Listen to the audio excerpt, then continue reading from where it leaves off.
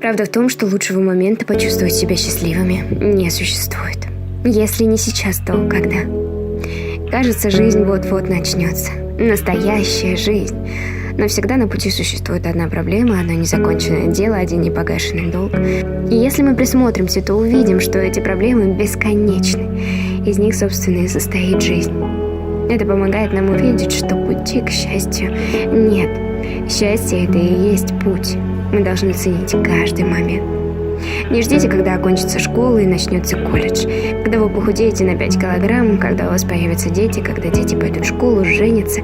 Нового года, весны, осени или зимы, следующей пятницы, субботы или воскресенье.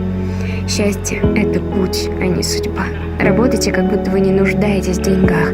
Любите так, как будто вас никогда не ранили. Танцуйте так, как будто вас никто не видит.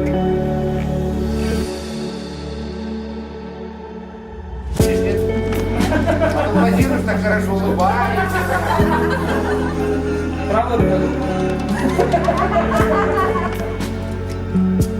Я где-то типа это сделаю. Я вот так делаю. Делай другую руку.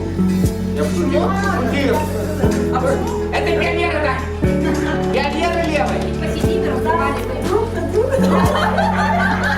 Молодые в магазин. Сигареты.